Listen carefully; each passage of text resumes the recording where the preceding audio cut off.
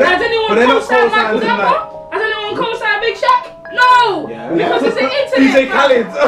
DJ Khaled. No, that's just now, fam. That's just now, fam. That's just now. But how did he get there? How did he get there? Internet sensation.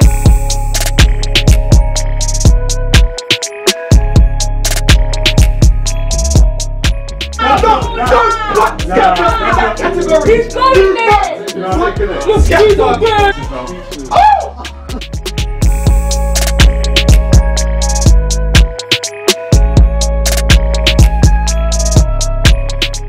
We have everything given to us, yeah.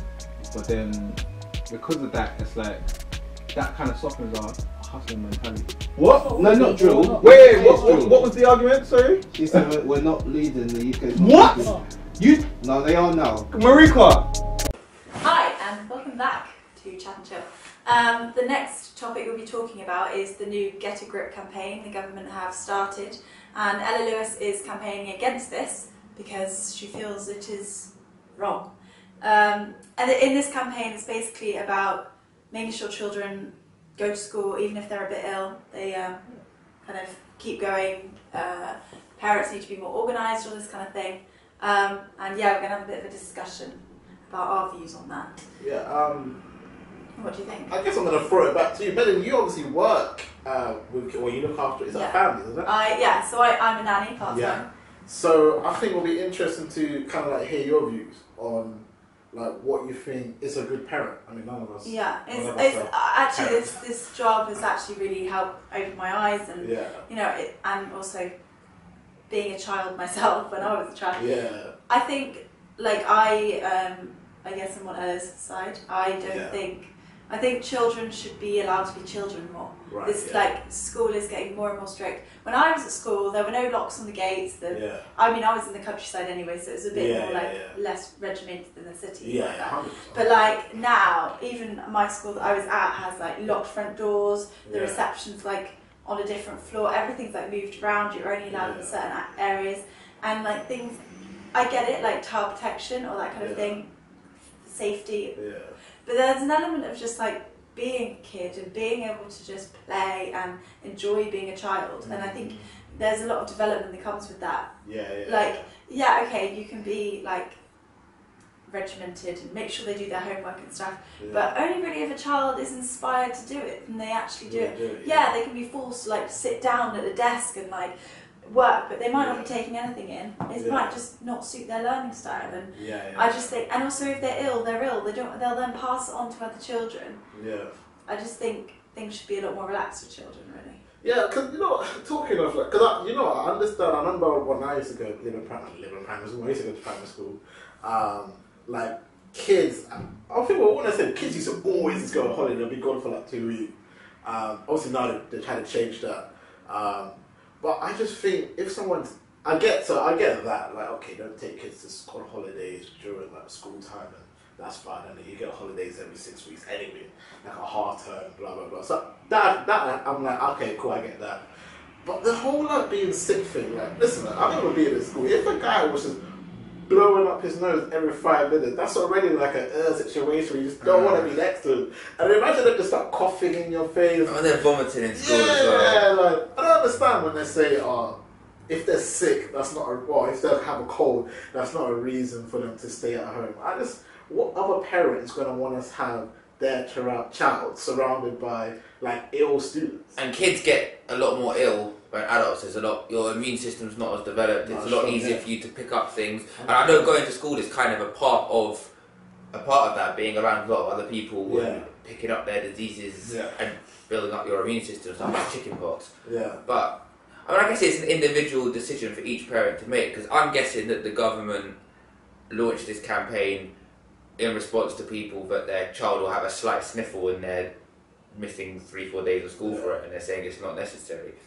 But yeah, I think if your kid is ill and contagious and would benefit more from a day in bed than from sitting at a desk in school, then I think a big part of like childhood and their education is more about inspiration and getting them excited about learning rather than forcing them to do it.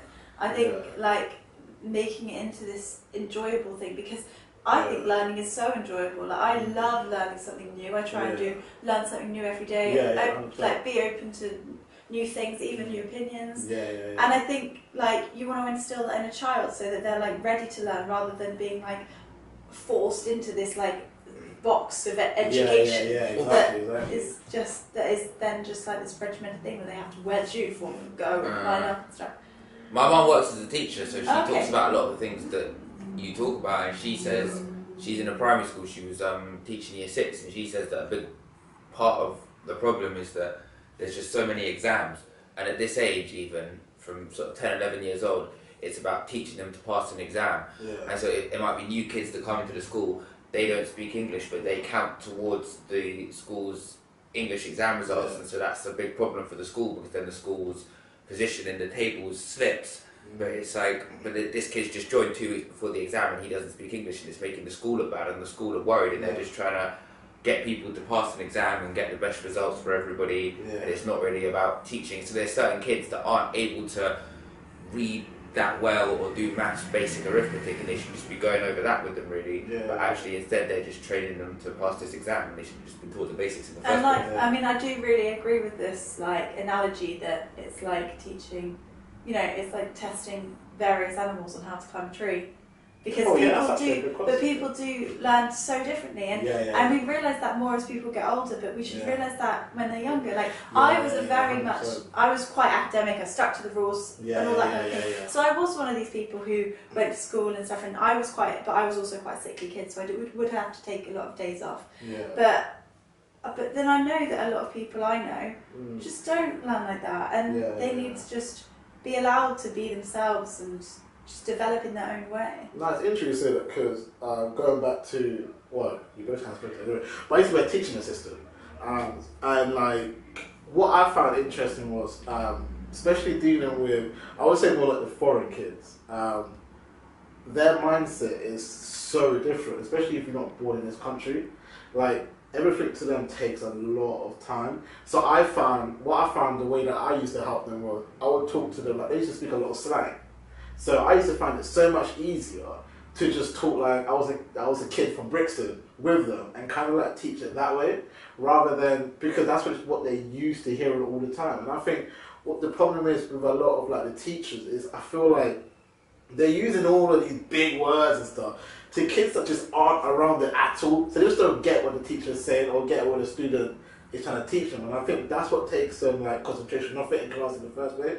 That because they don't understand what the teacher is saying, their concentration span just goes off the rail so badly, and you know it can even lead to like bunking, because when kids feel dumb, they're not going to come to school. Well, I think it makes such difference depending on the class size. And I know that a lot of schools, especially maybe like poorer schools, are like so much larger class sizes. And in that instance, yes, you need the kids to be like all doing the same thing, as regimented as possible, to make it possible for the teachers to actually cope with the class size.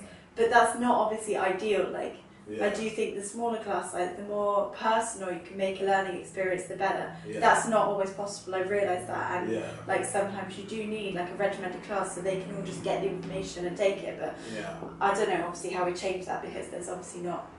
Because like, obviously I went to school in Bristol, and like it's like, when I compare it to here, it's like two different worlds. Like, school in Bristol, everything's like you were saying, everyone's free. Like, I remember I was in primary school, my friend would come to my house, we would walk to school. You can't do that here, not in primary school. You would have to like go with your parent, unless your school was like just down the road.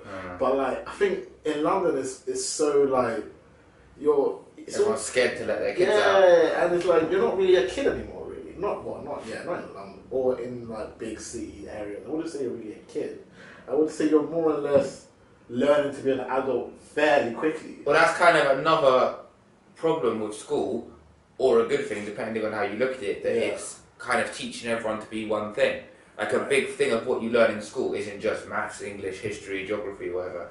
You learn about how to interact with other people, how to get on with your peers, how to be a part of society, what's normal. And for some people that works well, but some kids are a little bit different, and obviously kids can be very cruel.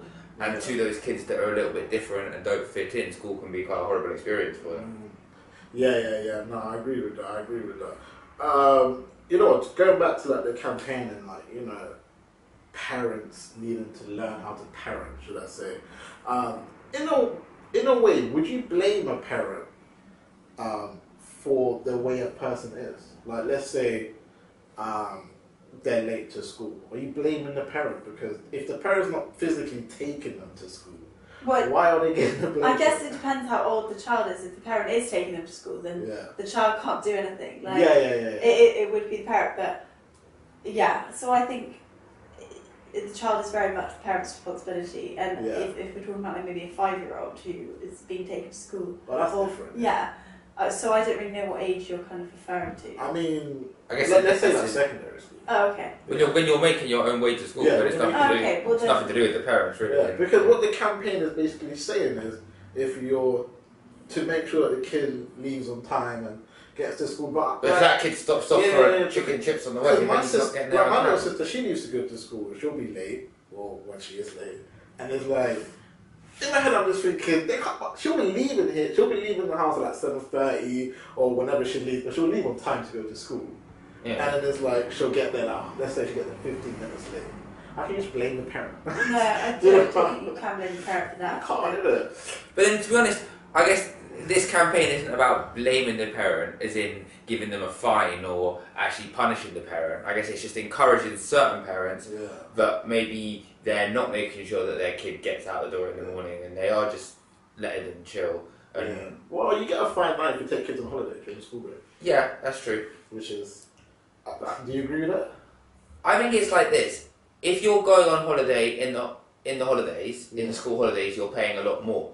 So if you were to take your kid on holiday during term time, you get an extra fine, but you're still probably paying less than you would be paying overall if you would just take them on holiday in August. Yeah. So I just think pay the fine and deal with it. Like the guy in the Isle of Wight that took it to the High Court and all this and that. Yeah. I just felt like, to be honest, I don't have any problem with you taking your kid to Florida for a week during school time, but just understand that a fine is what goes with that. Yeah. So add that £60 fine, because that's all it was, onto the price of your flights. Yeah, it's not even that much. And that's it. I think if they, I'm not going to give no ideas, but if you are going to do something, like a £60 fine isn't. That's probably especially because you're saving a lot more than £60 anyway. I mean, I don't know, man. I think with parenting as well, I think there's no, there's no bloody manual. And also, if it's you for a first-time parent, there is no training for it whatsoever. You've suddenly just got this other life that is now your responsibility. And also, you've got to look at the fact that a lot of parents nowadays are under the age of 25. A lot of them are very, very young. And this is not me kind of like saying that they weren't ready or, they're not good enough as a parent. But, like, you got to kind of simplify with the fact that a lot of parents nowadays are still kids. Like, I remember when I was in school, this is when I moved to London, and one of the girls was 15 and had a child. Like, she was taking a buggy to school. Like, she's a kid with a kid. Do you know what I'm saying? Me having a child, I think that's when I was 15. The thought of me looking after a child. So I think sometimes, like, when people are like trying to like talk about parenting and how it should be done and if and buts and da-da-da, sometimes people haven't even had the life experience to be overly like, I don't know, top mums and all of that. And I think that's what your surroundings are for, isn't it? You have your mum and your dad to help out, and etc., etc. But I think this campaign just kind of like killed the whole vibe of like being a parent, in my opinion, because it's basically saying that the parents right now aren't good enough that they had to make a campaign. Like, you're not going to make a campaign if you assume things were okay, but clearly to them it's not. But I guess I'll talk about missing school then, like going into that, because obviously the big thing was like holidays, and the big thing was how sick. When is someone, in your opinion, sick? Like, when you think they shouldn't be going to school? Is a headache good enough reason? Well, there's different things. Obviously, if you're contagious, you shouldn't be going to school. Yeah. But if you're ill to the point that you're not going to get that much out of that day in school, that you're just sitting there, you're feeling ill, you're not really able to work to your best. Yeah. And put it like this, if you're at home and you're chilling and having a nice day at home, then you could probably be in school. If you're at home and you're lying in bed ill, then It would change depending on the age of the child. Like, I think the younger children, I guess you can be more lenient, but I'm very much like, when you're older, unless you're like seriously ill, you do whatever you can to go to school. But I guess I was quite like a determined child, and like, and so I speak from that kind of view of like, and I went because I actually wanted to be there, and I had like a passion for it. So yeah, I mean, I would say unless you're like literally can't move in your bed bound, then get to school. But I was just the opposite of you. I had one cough and I'd be like, Mum, I don't think tomorrow's for me. but then as a kid in primary school, I know I definitely took way too many days off. But then I would get ill quite a lot as a child. I think when it comes to secondary school, you do need to start like. Being a bit more hard on yourself and being like, no, I'm not that ill. That's myself. Also, what's funny when you talk about that is, there's always like the good and bad parent. Like your mum might be the really lenient one, and your dad might be the really hard. It's like good cop, bad cop. Yeah. So it's like if he was like ill and you went to your dad, he'll be like, "Nah, go to school." You go to church, he'll be like, "Yeah, you can still." But I think a parent just, the parents just a parent, they just care about their kid and whatnot. But yeah, like. I just think the campaign needs to bounce and follow at, what's her name, Ella Lewis. I haven't signed it, but in the description below I might put it down. You can sign it if you want, if you're a parent, if you're not. I'd also like to add, if you're a parent, why don't you come down to Chat and Show. We'll revisit this topic, I think that'll be a good idea. Whether you're a father or a mother, and kind of see where you guys are. Like what you guys think about the petition, even if you signed it as well, and if you agree with it, because I think it's interesting to kind of see how a parent would feel about it. I mean, obviously we're talking from the experience of just being looked after by our parents, rather than being the one doing the caring, should I say. So it'll be interesting to do that. And welcome back to What Sports Is It? Anyway, hope you enjoyed the show so far with Claudia. Let's get into the sports even. Anyway, let's just start with the sports, man. Football, Super Sunday just went down. Man United lost to Chelsea 1-0. Chelsea, I don't care about Chelsea. Next story, Man City won 3-1 against Arsenal. Again, being a Man United fan is hard times at the moment when you're pretty bad, innit? You got your neighbours bloody winning and whatnot. But big shouts out to Man City. Anyways, Pep Guardiola doing his thing. As usual, they're probably going to win the league. So yeah, let's not go into that conversation. Tottenham Hotspur won 1-0 against Palace. Son scoring a pretty decent goal, to be fair. And also becoming the most capped Asian player in the league. So big shout out to you. Also, Liverpool back to winning ways after they're having through situations. Liverpool won again. Well, they played a mediocre team, so let's not get too excited. But yeah, if you win, you win. If you lose, you lose. 3 points at the end of the day. So big shout out to Liverpool. Obviously, after now, we're going into international break. What you guys think about England? They're going to be playing Brazil and stuff like that. I mean, unfortunately, I don't have any high hopes when it comes to watching England. I mean, I do want to watch the women's, though. Women football, I can handle England there, but I don't know about the men's. You guys are terrible. You're on like $1 million a week and you can't even like... Yeah, I'm not going to go into that conversation. But yeah, international break. Let me know who you're supporting or what country you're from. Whether you're from Brazil or whatever, or Ghana or... Yeah, I'm not going to name the whole country. But listen, just tell me where you're from, who you're supporting in the comment section below, and what games you're looking up for. Anyway, let's get into the next story. And the New York Marathon. If you don't know what the New York Marathon is, it's a marathon you run for about 10 years. And yeah, it's the best way to describe it to myself. But anyways, big shout out to Shalene Flanagan. First, American winner of the marathon since 1977. She done it in 2 hours, 22 minutes and 53 seconds. So that's phenomenal. So big shout outs to her. Big shout out to America as well, man, because usually they win everything. But we all know marathons tend to go to these Africans, don't they? Like, I don't know, we just have energy, apparently. But anyways, in the next story, let's go into Melbourne Cup. If you don't know what that is, it's basically horse racing. I think it's horse racing, I'm sure it is. Yeah, it's just horses, man, you know, where they do all the like jumping up and down and all that cool obstacles. And come on, man, it's the best way to explain it. But yeah, if you don't know, actually, I'll get you to watch it as well. I went to watch it live one time, it's pretty sick. But if you don't like horses, then it's probably pretty dull, I guess. But anyways, Huey Morrison and Marmello. So Huey is the rider, Marmello is the horse, are about to seek history for Britain. Now, you heard a lot of stories about allegations and doping and stuff like that, and Huey actually came out and had a huge discussion on it. He actually got a reward of £10,000 for basically, should I say, backstabbing his sport. I don't know, man. I don't know, but he spoke about people that probably didn't expect him to speak, got a lot of people called. But what's funny is like he's in a running to win it. We'll be creating history for Britain. And yeah, good luck to Huey, good luck to Marmello, and we'll see you at the Melbourne Cup. And what do you guys think? Do you think he deserves to win? Comment in the section below if you know any other winner. I'm not really a Melbourne expert, so I couldn't give you too much information on who's in and who's out and who's the best and who's not. But if you do have a better one, just call me, Let me know what you think. But anyway, that's the end of the sport. Let's get back to the show with Claudia.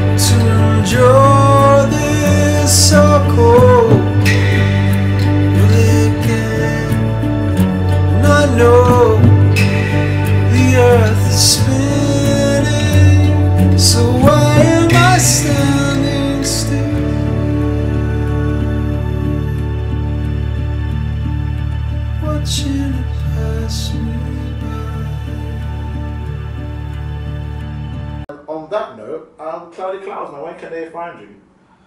Yeah, SoundCloud, Cloudy Music, YouTube, Cloudy Music, all one word. I'm on Twitter and Instagram at Cloudy, follow me. So yeah, that's me. Hopefully all the links will be in the description as well. And yeah, that's it.